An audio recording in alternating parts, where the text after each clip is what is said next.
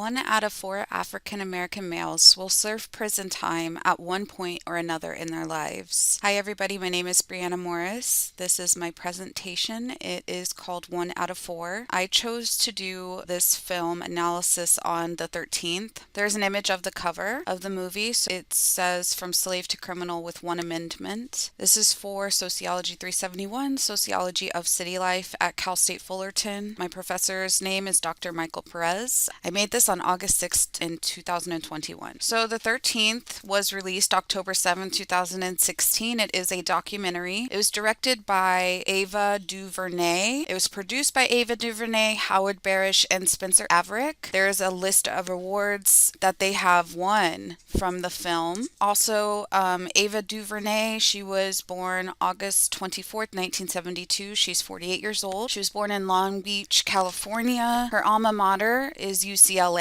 She has a bachelor's from there. Her occupation is filmmaker. She's created other films, Selma, A Wrinkle in Time, When They See Us, and she does have a website if you want to check out any of that, avaduvernay.com. It was directed by her, written by her, and produced by her. And also the cinematography is Hans Charles and Kira Kelly. It was edited by Spencer Averick. The music was by Jason Moran, and the production company is Can Do Films. It is on Netflix. You can watch it today on Netflix and also on YouTube. They do have the full feature on YouTube as well. It was released September 30th of 2016. It's 100 minutes long. It was created in the US. So it's in English. The budget was $1 million and the box office was $566. So the introduction of the film is the sociological focus and the significance that was mostly highlighted in the film is really about the 13th Amendment, how it abolished slavery, but it also aided in mass incarceration, which is now viewed as a modern day slavery. It gives insight on the prison system as a whole and the history of racial inequality that has led to mass incarceration. Slaves were freed, but if labeled a criminal and punished, if you were to be sentenced, people in prison are still required to serve and they are being bonded. This has transformed into mass incarceration today, and it can be argued that a prison sentence is modern day slavery. There are more African Americans in prison than all slaves back in the 1850s, and yes, the population overall, all populations have grown, but we are still a minority percentage-wise people of color, and there are still more people of color in prison. And I think with arguing that it is modern day slavery, to say that there are more black people in jail than there were slaves, what has changed? So here I have the 13th Amendment, neither slavery nor involuntary servitude, except as punishment for crime whereof the party shall have been duly convicted, shall exist within the United States or any place subject to their jurisdiction. So the summary of the motion picture, I have an image here, Am I Next? It is definitely a powerful image, and that's how a lot of people of color feel. Am I next to either be wrongfully convicted, to be behind bars when you don't deserve to be and you haven't broken any laws, to be shot when you haven't broken any laws, to be stopped, to be messed with? It's an ongoing thing. The plot of the film is about the political events throughout history that have resulted in all of these racial inequalities that are faced today. A couple of the focuses that she has in the film is on discrimination, political corruption, mass incarceration, and over-criminalization. The documentary gives a closer look at the 13th Amendment of the United States Constitution and how it abolished slavery but allowed forced labor for convicts. So the film really does build on how this exception of forced labor for convicts targeted people of color. Ava DuVernay provides historical footage and live interviews throughout the film, so it does feel very real and raw, and it's very moving.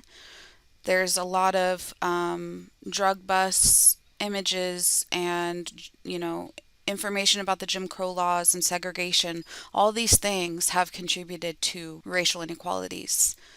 They have been reasons or guidelines or causes of racial inequalities. Drug busts, they always have focused more on people of color. Jim Crow laws literally were guidelines for black people to exist in a white America.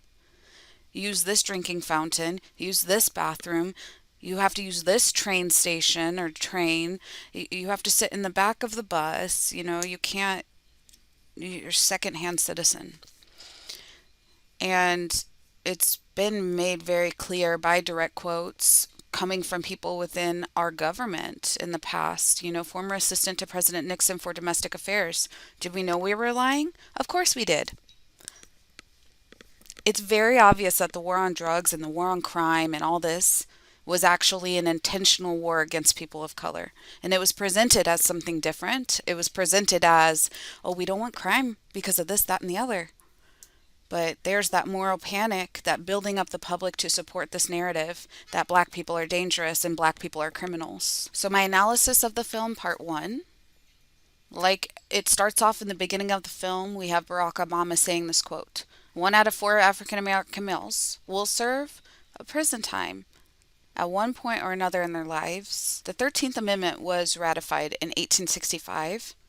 So, after all this time, you can see in this image that I've provided for you, incarceration has grown to 2.28 million people. So back in 1970, we started off with 352,000, and by 2010, we had 2.28 million people in prison.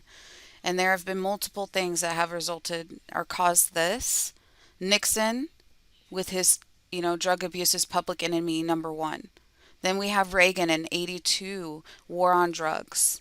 1986 Anti-Drug Abuse Act, 1988 new Anti-Drug Abuse Act, 1994 Violent Crime Control and Law Enforcement Act. This is all led up to mass incarceration. So, although the 13th Amendment was ratified and it abolished slavery, prison is now the new factory. It's the new plantation because it still provides free labor as slavery did.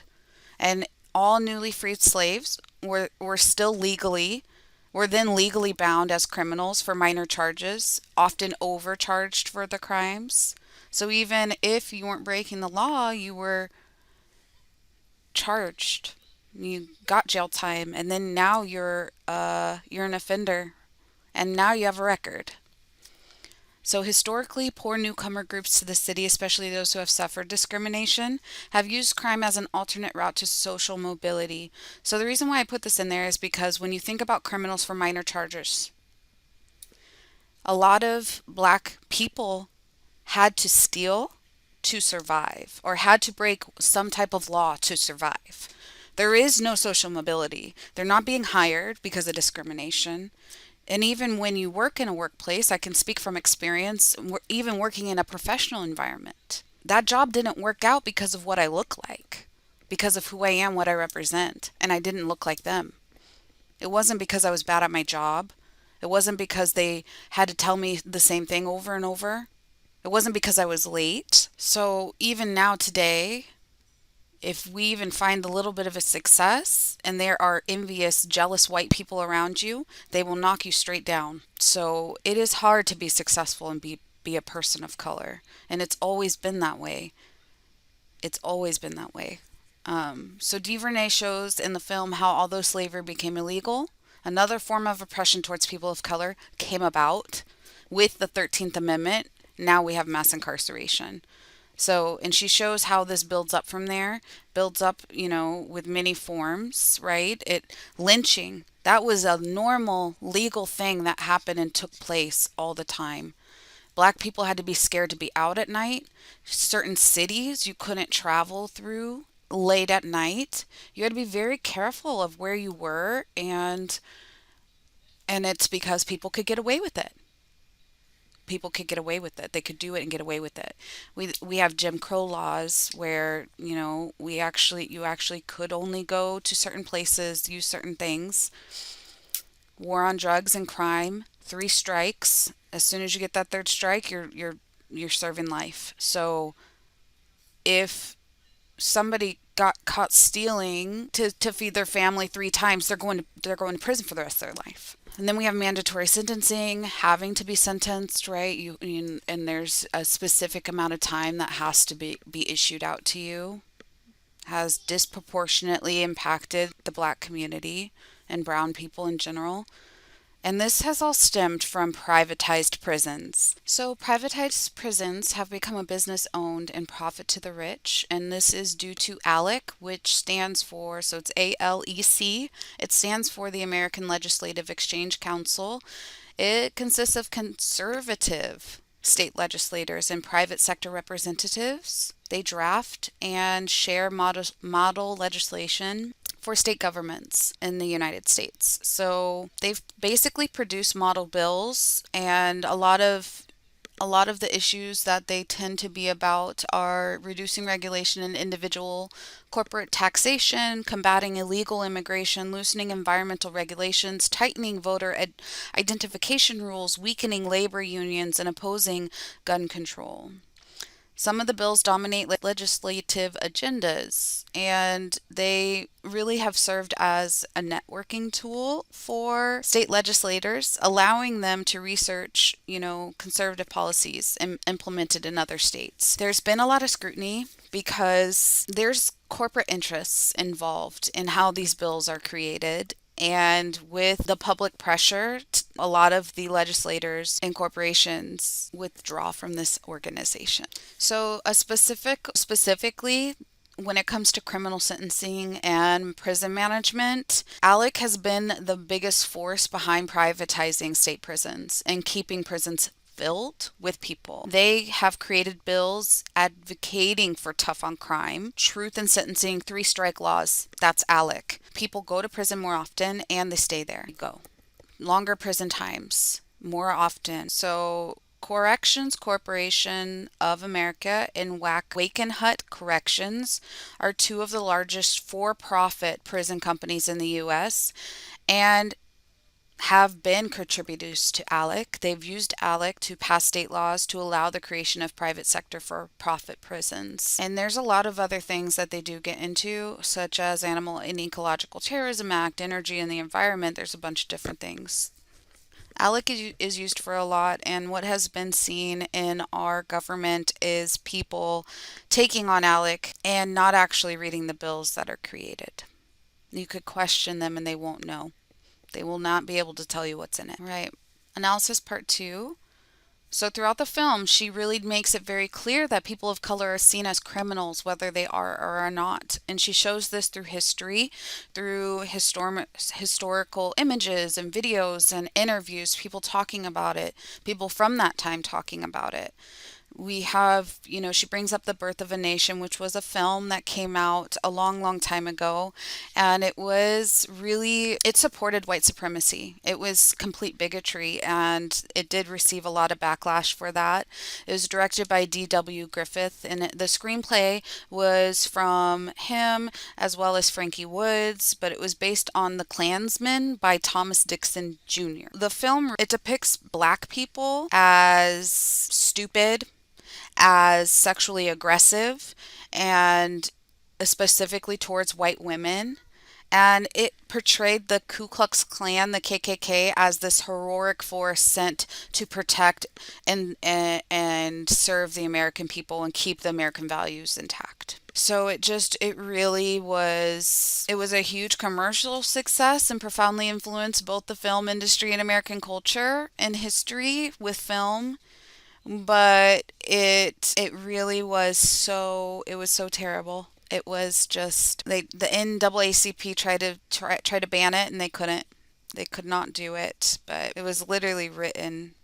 The screenplay it was based on was written by a Klansman. So with this being, if with black people being portrayed as this in film and it being so socially accepted, this led to myths about black people having supernatural powers, right? Supernatural strength. We're stronger. We can endure more. And this deviant sexual desire, which, all of this led to stigma. And because of these, social approval, all these biased laws were voted and everyone voted in favor of them. So white people were only seen as human, and any other race was non-deserving of the same rights. There was a high sentencing for crack than coke. So then that's targeting, coke is more expensive than crack. So the black community, the poor community is getting arrested and sent to jail and prison for crack, and white people are not going to prison and being fined for coke, and it's, you get a lesser sentence. There was a higher acceptance of plea bargains during this time, and because innocent people were scared to go to trial, they were afraid to be trialed by racist and, people that are going to most likely send them to prison. And there was a lot of people staying in jail because they were not able to post bail. They could not afford it. And then once you're a felon, you can't vote to change the laws that put you there once you get out.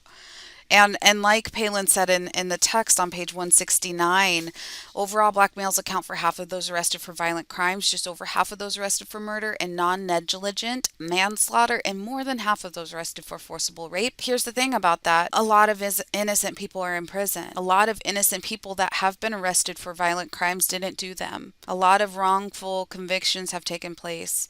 Some people don't know what freedom is for 30 to 40 years, and they spend 30 to 40 years in prison as an innocent person, and it happens a lot. It happens all the time. My third analysis is the 13th shows current Black Lives Matter protests. The viral videos who we as a nation have witnessed. We've all seen people of color being murdered in cold blood by police. And she shows lists of people that have been shot and beaten. DuVernay presents faults on both sides of political parties in our government. She doesn't side with either. She's saying that both sides have problems and have contributed and have continued to allow this to happen in our society. Donald Trump, she shows that a little bit with the support of the death penalty for the Central Park Five. All of them were innocent. They were innocent, and Donald Trump publicly defended the death penalty. Hillary Clinton referred to them as super predators. So you have these people that are looked up to in politics saying these things, and the public's going to bandwagon that. They are going to jump on that and be like, yeah, they're super predators. Oh yeah, those people were guilty. They were innocent. The Central Park Five were innocent young boys. And they were trying to trial them as adults and kill them. So overall, the thesis of the 13th explains why these events keep taking place and have been accepted by society as a whole. At this point, we're all seeing it. We're seeing the videos of police hurting, abusing, beating, killing Black people, Black girls, Black women, Black boys, Black bodies. We see it happen, and they're still not getting in trouble for it. They're not going to jail. They're getting minimal sentencing or probation or paid leave. Most Americans don't even have paid leave, but these people are killing people and getting paid leave. So really, I think a little something I wrote from this film, it makes you really think, are we as Black people free in America? Are we viewed as worthy of freedom and equity? Generations of being held back, neglected, and stigmatized. We are in so much pain. Too many people are okay with our suffering, but luckily we are born strong from this pain. Because Black trauma is not our entire lives, there is also Black joy.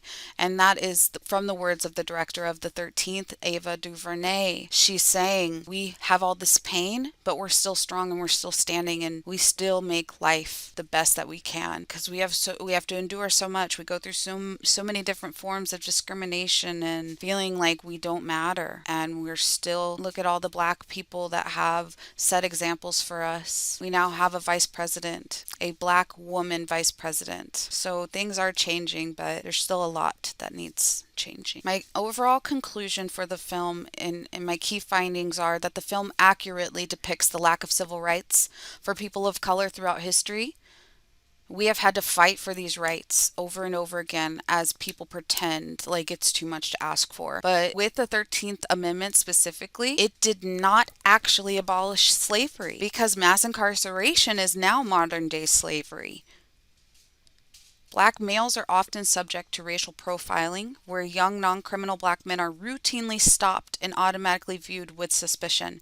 Young Black males feel they are frequently stopped for DWB, driving while Black. That is from Palin from our text. page 169. So a lot of black males, black women, black people are in prison for crimes they did not commit and for looking like who the police are looking for. Or there's a lot of corruption involved in the police. Some people don't even commit the crimes they're charged for. One injustice solved leads to another injustice or loophole of some kind, which puts black people behind bars. Something really powerful that DuVernay says in an interview: every person who's in prison is not a criminal. All crimes are not created equal. All sentences are not equal. Until that changes, we will have mass incarceration. Until that changes, we will have these injustices that continue to happen because we are not all trialed the same. We are all not viewed the same. We are all not created equal. We are all not seen as equal. And until that changes, black bodies are going to be in prison. It'll just continue.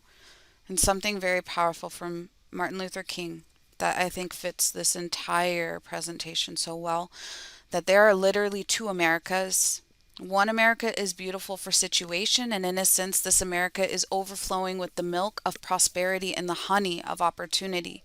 This America is the habitat of millions of people who have food and material necessities for their body, and culture and education for their minds, and freedom and dignity for their spirits. Tragically and unfortunately, there is another America. This other America has a daily ugliness about it that constantly transforms the buoyancy of hope into the fatigue of despair. In this America, millions of work-starved men walk the streets daily and search for jobs that do not exist. In this America, millions of people find themselves living in rat-infected, vermin-filled slums. In this America, people are poor by the millions. They find themselves perishing on a lonely island of poverty in the midst of a vast ocean of material prosperity. And these are my resources. Thank you.